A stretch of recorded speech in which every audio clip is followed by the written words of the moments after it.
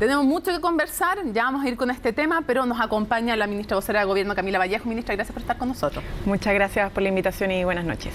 Vamos a ir con el tema, pero antes, un tema que les preocupa muchísimo a todos los papás, a las mamás, a los apoderados, es el tema del adelantamiento y extensión, además, en una semana de las clases. Lo hemos contado en extenso, pero lo que le quiero preguntar es, si se ha dicho que los contagios no ocurren en los colegios, que no son un foco de contagios, ¿por qué la medida, sobre todo cuando un presidente ha dicho los colegios tienen que ser, me refiero al presidente Gabriel Boric, lo último en cerrar y lo primero en abrir?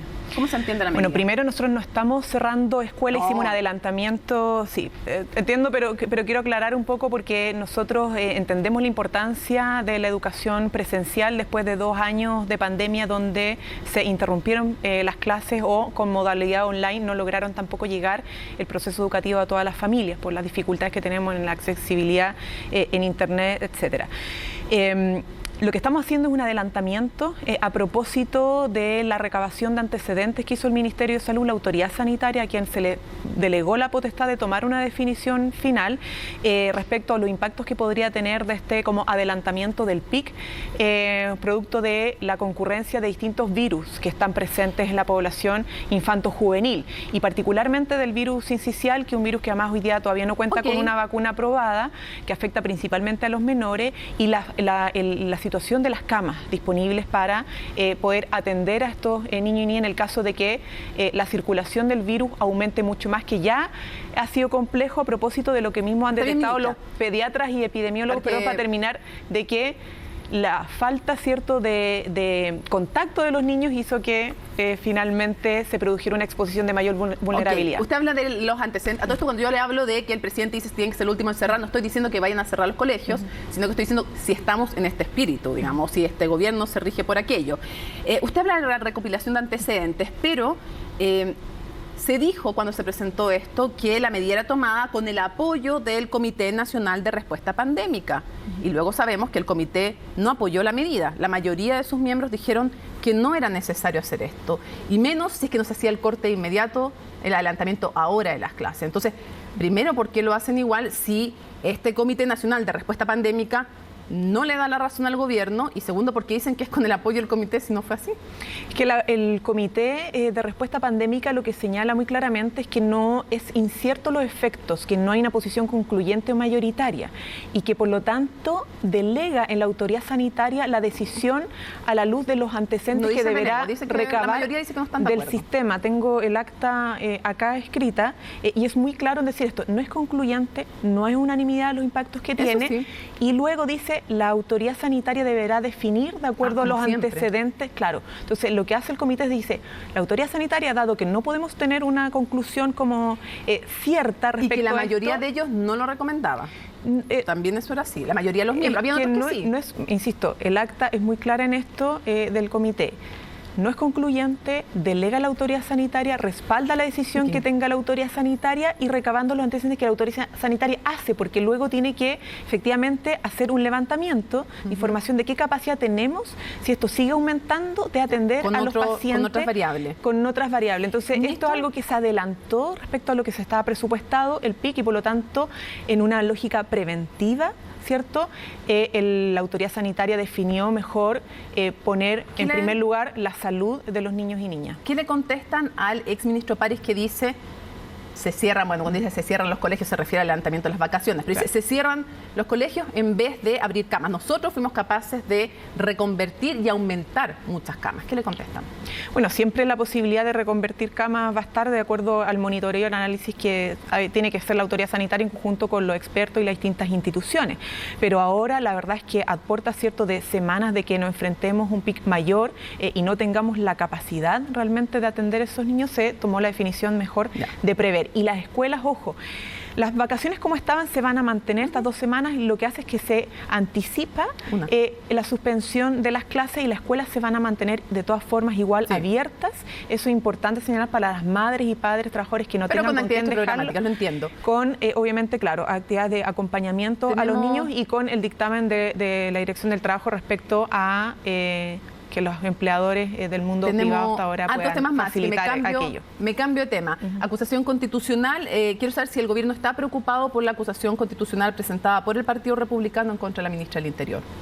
No, la verdad es que obviamente vamos a leerla con detención. Hasta el momento lo que hemos podido ver es que hay falta de fundamento, por lo que hemos visto además a partir de las declaraciones de la bancada sin mucho respaldo, y lo que nos ocupa a nosotros mayoritariamente ahora es seguir con nuestros planes en materia de seguridad, de coordinación de las policías. Ya hemos tenido varios anuncios en esto, el reforzamiento de las policías a nivel metropolitano, con centro además, consejos para la persecución y contra el crimen organizado, que también estamos desplegando. Entonces nuestro foco es atender a lo que son las urgencias ciudadanas y hacer nuestro trabajo a través del Ministerio del Interior y en coordinación con las instituciones para disminuir la comisión de delitos en nuestro país. Vamos temáticamente al sur del país. Los camioneros hoy día le pidieron al gobierno que el estado de excepción de emergencia no tenga letra chica. Todos entendemos que cuando se refieren a eso están diciendo que no tenga este foco acotado a la protección de las vías principales.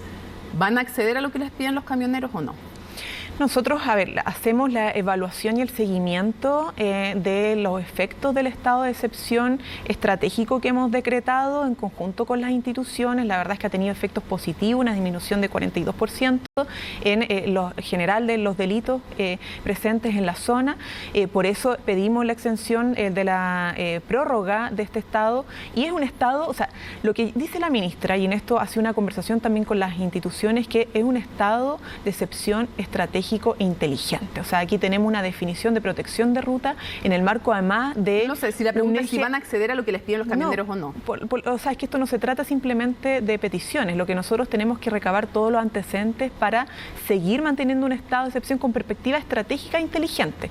O sea, ampliar por ampliar, sin un fundamento estratégico, sin una coordinación adecuada de las distintas labores que son de resguardo de ruta y además preventivas e inteligencia de parte de las policías, la verdad es que nosotros no tomamos ese tipo de decisiones, siempre lo hacemos con una perspectiva estratégica. Usted escuchó lo que dijo en el hemiciclo el senador Fidel Espinosa, que por si acaso es del Partido Socialista, por si alguien no sabe, o sea, es de gobierno, ¿no?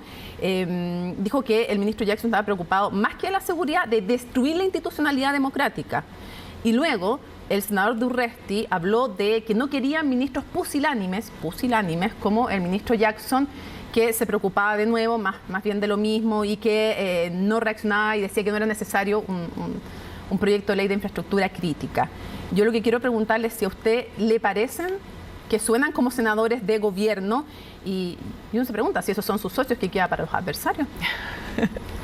No, mira, yo creo que en estas cosas hay que elevar el tono del debate y no caer en declaraciones descampadas e incluso responder ante ello. Yo creo que no corresponde, obviamente porque son inapropiadas para el debate con altura de miras que queremos hacer en nuestro país sobre el proceso constituyente que estamos viviendo, que hay que obviamente mirarlo con responsabilidad, sin caricaturas y sin adjudicar además tampoco responsabilidades donde no las hay sobre resultados que a uno le pueden gustar o no gustar, pero todo con ponderación. ¿Ministra? Y sobre las otras calificativos, yo creo que tampoco corresponden. Tenemos una Secretaría General de Presidencia, que es SECPRES, que está desplegada permanentemente en el Congreso, con su ministro, con su subsecretaria, con sus equipos, haciendo monitoreo. El tono no le parece adecuado, no le gustó. Me parece que no es bueno caer en ese nivel de debate. Vamos a otro tema. Usted dice que ha tenido efectos positivos el estado de excepción constitucional de emergencia.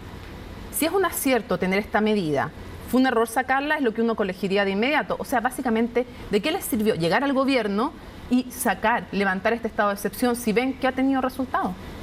Bueno, son estados de excepción que se aplican de manera distinta, ¿ya? El decreto, básicamente, es un decreto que es tipo, pero el despliegue de las Fuerzas Armadas tiene un despliegue estratégico totalmente distinto al anterior. Esto obviamente nosotros tuvimos que recurrir a él no porque nos gustase, sino porque fueron razones fuerza mayor, y acompañado de un plan también integral para abordar las problemáticas más de fondo. Entonces, lo que nosotros estamos tratando de hacer es mantener un estado de excepción, que esperamos obviamente ya lograr condiciones para tener que levantarlo, para habilitar, ¿cierto?, todo el trabajo que es de fondo. ¿No tienen un horizonte de tiempo y día de cuándo podrían levantarlo? Mira, todo esto obviamente se va evaluando, y la Constitución nos mandata a ir evaluándolo cada 15 días. Pero hoy día no podrían Congreso decir cuál es el horizonte de tiempo en que creen que es Nosotros posible esperamos levantarlo. que lo antes posible, en la medida que avance nuestro trabajo de investigativo con la Fiscalía, de inteligencia, con las policías que hemos ido apoyando y reforzando para desbaratar las bandas, obviamente vamos a tener mejores resultados y no va a ser necesario mantener este resguardo de rutas por parte de las Fuerzas Armadas y también, los avances en materia de diálogo. Estamos en los diálogos preparatorios para los parlamentos territoriales, hay mucha disposición de autoridades ancestrales, ya se han manifestado en La Moneda, ¿cierto? Aucán Wilcamán también hizo una declaración respecto a esto. Creo que estamos, a propósito de insistir en el diálogo, esa insistencia yo creo que está teniendo resultados y esperamos que eso tenga frutos prontamente. Usted es vocera, siempre como dirigente y ahora como vocera, con mayor razón trabaja con las palabras y con la comunicación. Y usted sabe que un dicho puede ser una opinión o puede ser un delito. Quiero saber, en el caso de Héctor Yaitul, ¿son dichos para usted o son delitos llamar a armarse?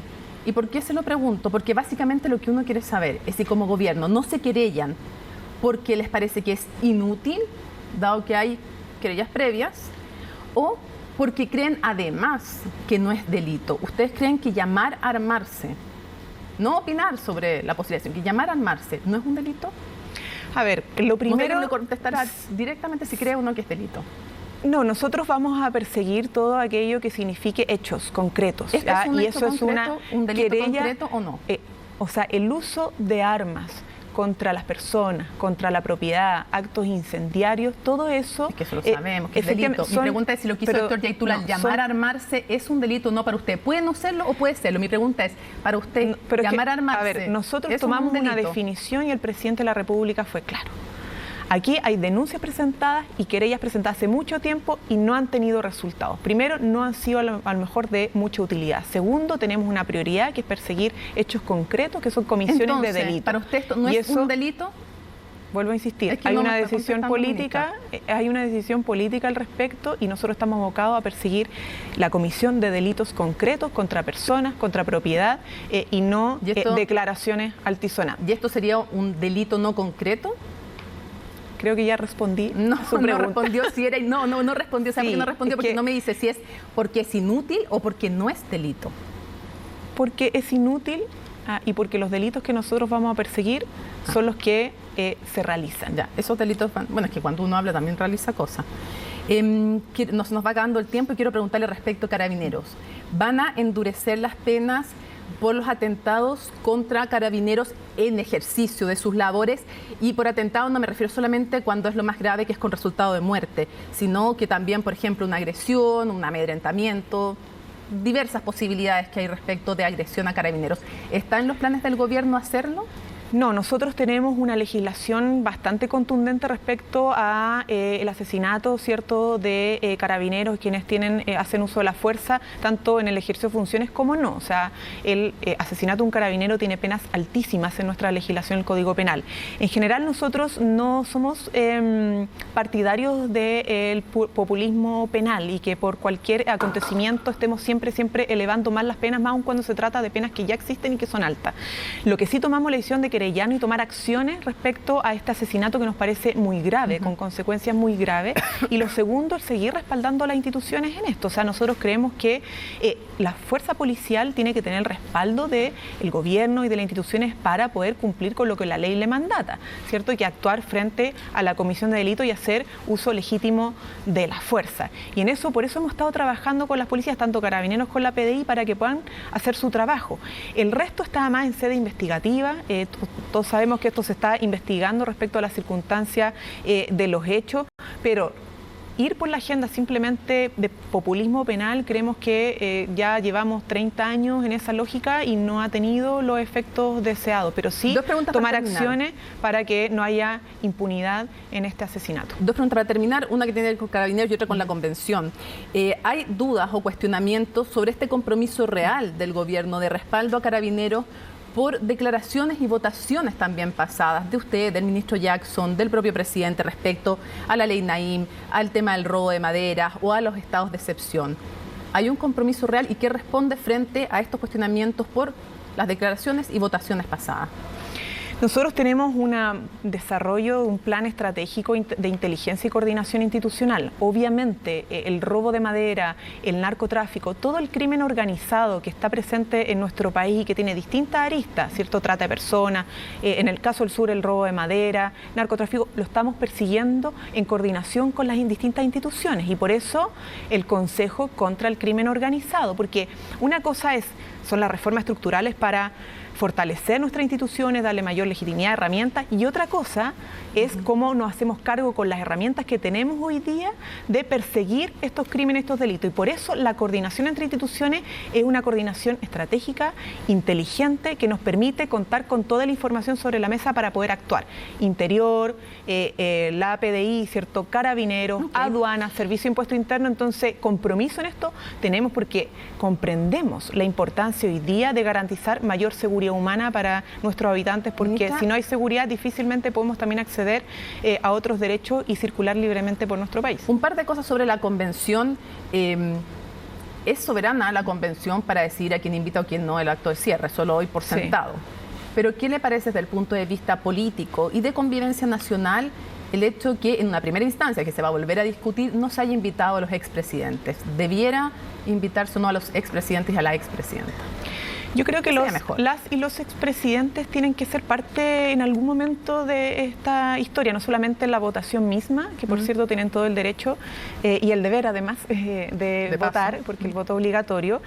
Como bien tú dices, yo quiero respetar eso porque no está de más insistir en que son decisiones autónomas y la convención es autónoma en esto, pero yo creo que en algún momento tienen que ser parte y al menos nosotros vamos a garantizar que en algún momento podamos hacerlos parte en este proceso. El texto... ¿Me equivoco si lo que me está diciendo es que si no los invitan a la ceremonia, ustedes van a hacer alguna ceremonia o algún acto en que los hagan partícipes?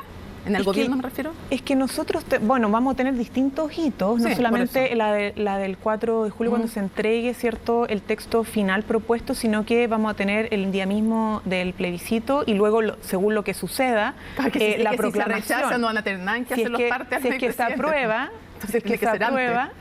que se aprueba, evidentemente en el acto de promulgación de la nueva Constitución tienen que estar todos los expresidentes. Creo que un acto republicano importante, más allá de incluso de cómo ellos vayan a votar, es parte de nuestra historia. A lo menos en ese momento. Sí, por cierto que sí.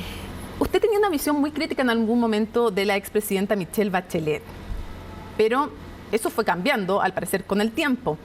Y más allá incluso de la visión que tenga hoy día de ella y de sus 2 mandatos, quiero saber si como la evaluación de la figura política que ella representa, ¿usted cree que podría ser, no sé si desequilibrante, pero importante si es que ella se sumara a una campaña del apruebo? ¿Cree que, porque hay veces en que hay figuras que mueven o no la balanza, y hay otras que no, y hay otras que al contrario, mejor que desaparezcan, digamos? ¿Qué cree usted? Bueno, creo que no vale la pena como retrotraer la discusión, aunque yo en un momento dije jamás haría campaña por ella en mi calidad de dirigente estudiantil. Tengo distintos tipos de valoración, sin lugar a dudas. Ella como presidenta en el segundo gobierno, que además fuimos parte y apoyamos, nos permitió avanzar significativamente. Claro, significativamente, es que hubo compromisos programáticos, ¿cierto?, que nosotros valoramos, porque además empujamos mucho, como por ejemplo la gratuidad en la educación, y avanzamos con ella en el último gobierno en esa dirección y en otras direcciones como lo que fue todo el proceso constituyente previo. ¿Te acuerdas los diálogos constituyentes que lo empujó mucho aquel gobierno? Entonces, esas cosas yo obviamente las valoro profundamente y por cierto que su rol que ha sido relevante para nuestro país como alta comisionada de las Naciones Unidas. Entonces, hoy día, claro, es un liderazgo que genera opiniones encontradas porque es relevante y porque es importante para la historia de nuestro país, pero yo respeto que ella como en calidad de ciudadana hoy día regrese a Chile para estar con su familia y ser parte de este proceso histórico. Por cierto que va a seguir dejando que hablar, pero es totalmente respetable y legítimo que esté acá y que sienta un compromiso con su país y ser parte de un momento tan decisivo como el que vamos a tener el 4 de septiembre de tener una nueva constitución o mantener la del 80. Súper breve. Yo creo que es evidente que usted aprueba. No pueden hacer campaña, pero pueden decir su punto de vista. Lo que pasa es que quiero saber si aprueba o prueba con apellido. O sea, obviamente yo Camila Vallejo, como militante, como persona, voy a aprobar el 4 de septiembre. Ya, sin apellido. Como Mario Marcel apruebo. Es que no sabe lo que genera Sí, Mario no, Marcel. sin apellido, sin apellido. Ya. Y esto lo digo obviamente como una opinión personal. Sí, pues como ciudadana. Ministra, muchísimas gracias por habernos acompañado Muchas gracias en por la CNN Prime. invitación. Ni que hubiera sido una tortura que le pone color. Ya. No, Vamos a la me gusta la aprieta, me gusta, está bien.